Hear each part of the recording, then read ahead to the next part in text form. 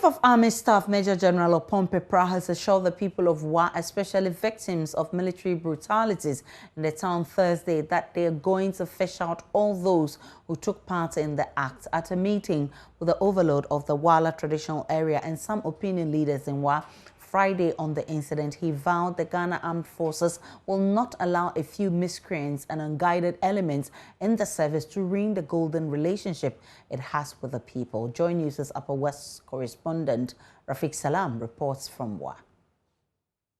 The visit of the five-man high-powered delegation led by the Chief of Army Staff, Major General Thomas Opompepra, is to kill two birds with one stone, to apologize to the people and assure residents that those found culpable will be severely dealt with.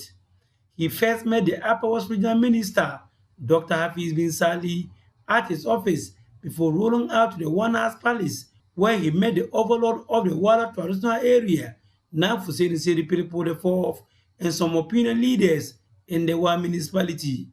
The Wala community is still shocked to the marrow and yet to come to terms with Thursday's brutalities visited on them by over 5 dozen soldiers who broke loose from the 10 mechanized battalion barracks, went on the rampage and beating any person seen on sight without being provoked. Jimpen Kadir Ibrahim speaks for the Wala Overlord. Wa, a veritable beacon of peace in the country, was suddenly thrown into a state of panic as rampaging men in uniform pounced on unarmed and unsuspecting civilians and pummeled some into pulp. The act was as dastardly as it was unacceptable. The Wala Overlord demands that those who committed the heinous act should be severely punished, the medical bills of the victims taken care of by the military high command. The events of yesterday constitute a breach of mutual trust and respect we had for each other, and the only damage repair we can accept is if the men dragging the reputation of the noble profession of the military into disrepute are fished out and appropriately punished without delay. Nothing less. We also expect a form of compensation packages for those who suffered serious atrocities under their hands. Major General Opompepra noted that the military high command has lots of reverence for the people of the Upper West region and has committed lots of resources for the safety of the people, and therefore not happy with the behavior of the misguided elements in their fold. We have, as you said, been living in harmony. It's rather unfortunate that soldiers who went for training and just passed out and reported only about 4 days ago, Your Excellency, on behalf of the Military High Command, please accept our sincere apology. And I want to assure you from today, this will not happen again. Never. The Chief of Army Staff, Major General Opompepra, assured the people of the Upper West region that they are going to fish out all the soldiers who were involved in that dastardly act. He stated that they are not going to allow any miscreant in the military to spoil the golden relationship that they have with the people of the Upper West region. That we are going to fish out today all those who were involved in this and exact the maximum punishment according to our code of service discipline, because we will not allow a few to destroy this golden relationship that exists between the good people of this area and the military. I want to assure you that we are here for your protection and nothing else. The Chief of Army Staff later visited one of the victims, 29-year-old vulcanizer Gafur Mahama, who developed a fractured thigh, to apologize to him and assured him of supporting him to recover. He pleaded with the victim to have a place in his heart to forgive them for the callous act, promising him offer medical support outside the region if he wishes. Major General Opompepra ended the day having a closed-door meeting with personnel of the 10th Mechanized Battalion who are alleged to have brought the name of the army into disrepute. Reporting for J News, Rafik Salam. Wow. Back in the studio, my name is Aisha Prime. Now, the minority in Parliament is demanding a parliamentary probe into the assault of some residents of Wa. Minority Leader Haruna Idrisu says the acts of impunity by the military personnel is undermining public confidence in the Ghana Armed Forces. The minority MPs donned red armbands in the chamber to protest the attacks.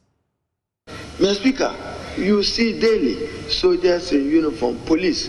We know their duty as defined by this constitution. Maintenance of law and order is the preserve and mandate of the police. Territorial integrity for the Ghana Armed Forces. Where necessary, they can keep the peace, but they have no moral duty to undermine the peace and to abuse the rights and freedoms of innocent Ghanaians. This cannot continue, Mr. Speaker.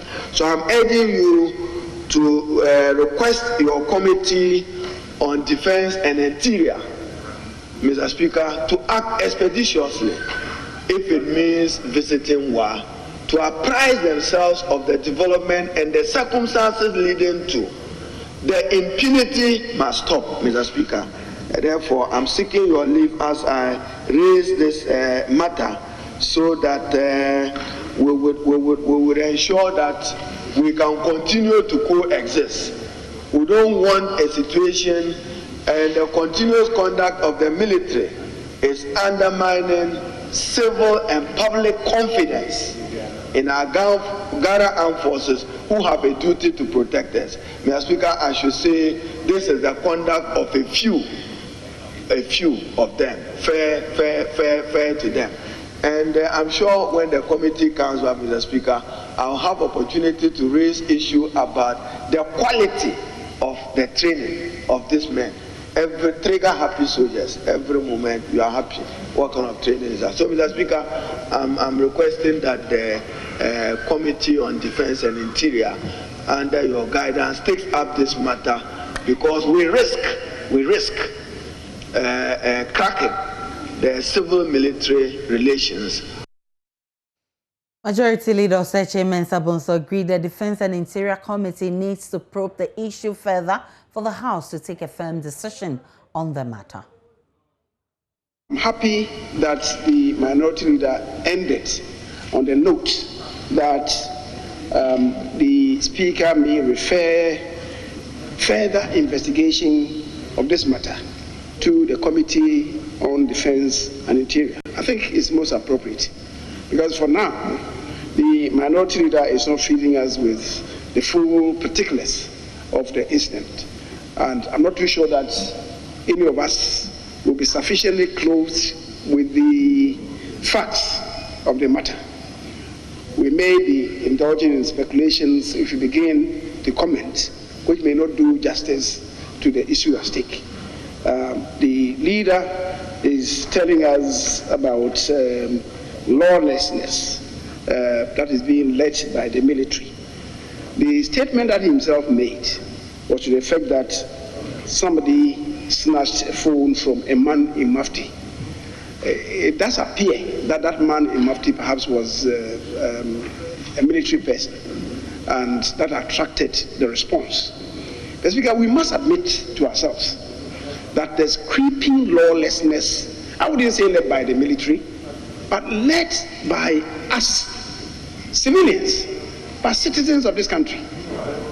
Mr. Speaker, we must own up to that.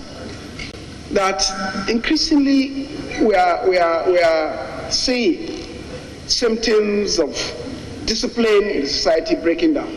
And that cannot be happy news for anybody. We talk about what we see during electioneering campaign periods. Elections are over. Defense Minister Dominic Nitiwul says the military men involved will be disciplined.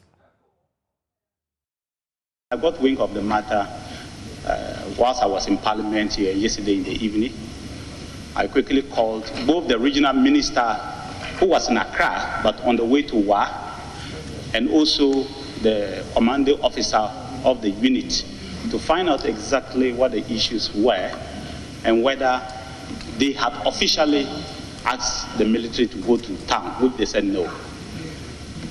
Mr. Speaker, I also got in touch with a member of Parliament for West Central, Dr. Rashid Pelpo, who was very helpful in trying for both of us to find a resolution immediately to quell the situation.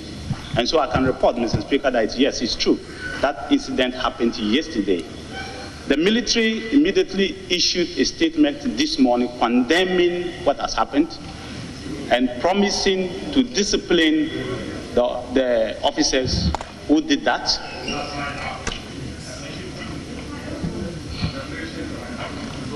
They have also sent the chief of Adayana Palace. I believe they are currently at Adayana Palace, Wana Palace, to first of all apologize to the people for what happened.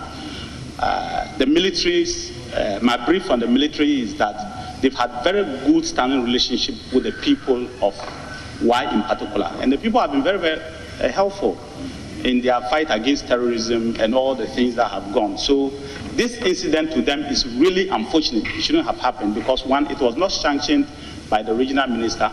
It wasn't sanctioned by the commanding officers. Neither was it sanctioned by anybody in Accra.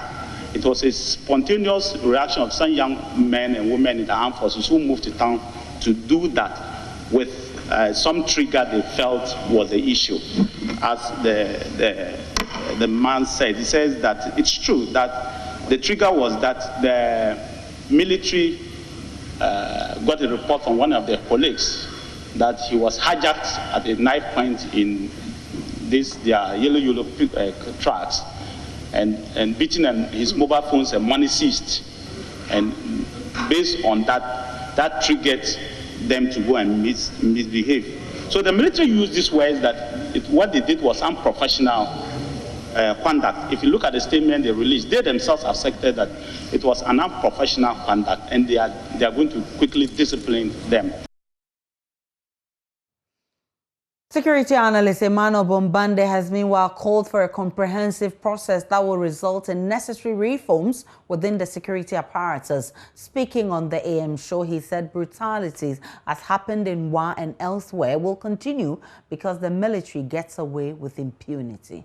What is important at the end of the day is to have value for a process that can be comprehensive enough, but at the same time see the type of recommendations to be implemented because there is a political will to implement them.